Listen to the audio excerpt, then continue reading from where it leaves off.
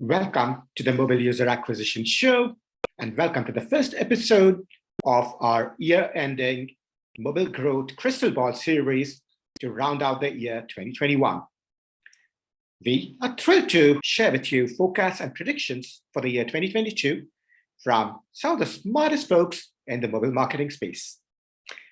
This is a multi-part series, and today's is the first episode. We are excited to welcome Danika Wilkinson, product marketer at SocialPoint, Andy Carvell, co-founder at Phiture, and John Koetsier, analyst and journalist at Forbes. In this episode, Danika Wilkinson talks about how creative automation will proliferate, and she talks about the place for human insight in this new landscape. Andy Carvell holds the magnifying glass to the components of subscription optimization that will emerge. And John Koetsier predicts a blow up on iOS due to fingerprinting gray areas. Let's get right in. Danika Wilkinson has worked primarily on creative strategy and is responsible for the overall high-level marketing strategy at one of SocialPoint's games. Danika's predictions highlight the evolution of creative strategy during 2022. We are already witnessing the emergence of a number of tools that enhance creative processes. Can these tools automate and execute creative briefs going forward? And if they do, where is the place for human insight in all of this? Let's listen to what Danika thinks. Hi, my name is Danika Wilkinson, and I'm a product marketer at SocialPoint, a mobile gaming company based out of Barcelona.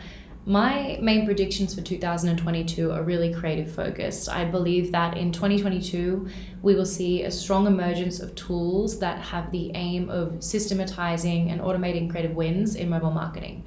I think a lot of these tools will be, or will at least claim to be, AI driven in the sense that they can read and analyze marketing assets, break them down into different components or building blocks, tag these components, and then link them back to patterns in performance, and then automate briefing or even automated production and testing. And when I say components, I mean things like the visual treatment of the creatives, its intro and outro, length, format, the gameplay it shows, and other additions like using real or cartoon hands, devices, wins or fails, etc. I will also say that I believe a lot of these tools won't be successful because they will underestimate the importance of human beings in the creative process. At the end of the day, our audience are human, and the way that they perceive and react to our creatives cannot totally be replicated by artificial intelligence.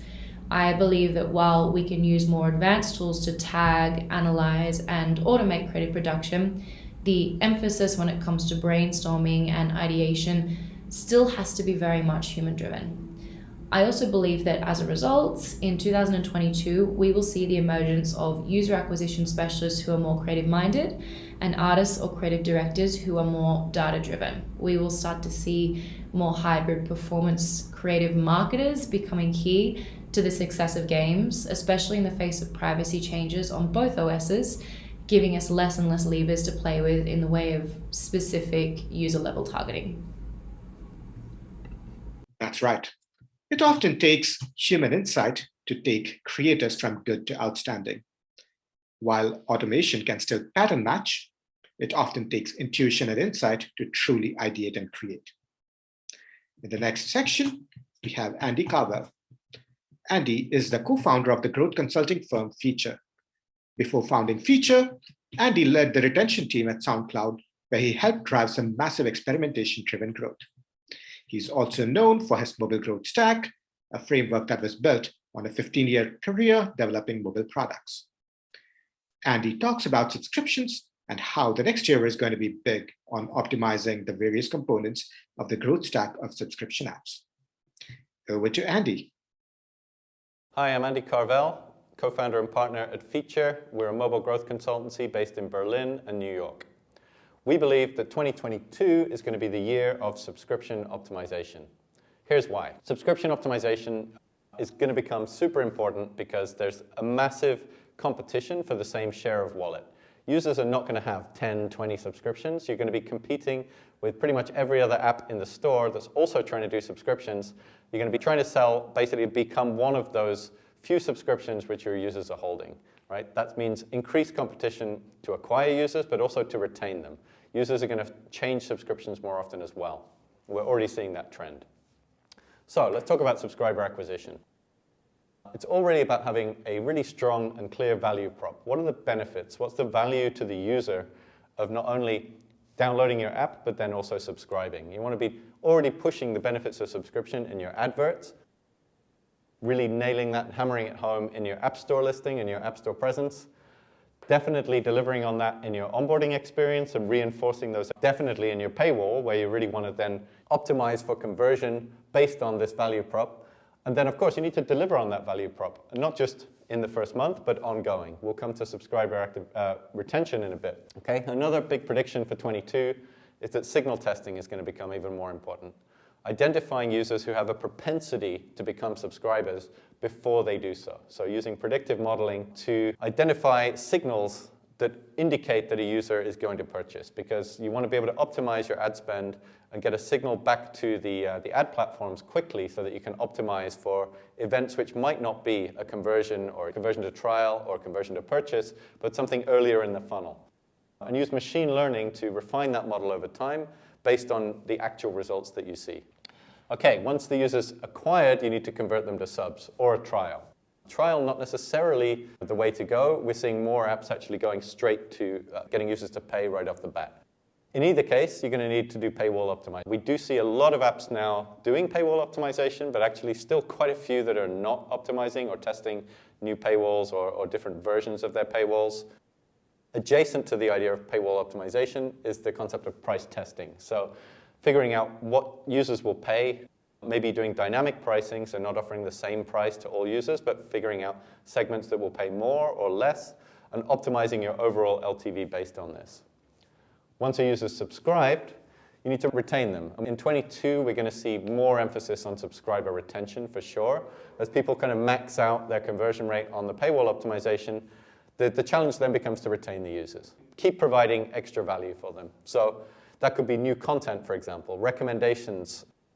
A lot of that could be delivered through CRM, things like push notifications, in-app messages, email marketing, but can also be exposed within your UX. It's all about helping your subscribers to keep coming and seeing value of their subscription. Back to predictions again and predictive modeling, predictive churn, or churn prediction rather, and predicting payment failures becomes super important. Much easier to interact and intervene before something becomes a problem than after a user churns. If a user does churn, a subscriber churns, then you want to really get that user back. It's a high-value user, and you want to do everything you can, even if you need to deep discount in order to bring them back with a special offer.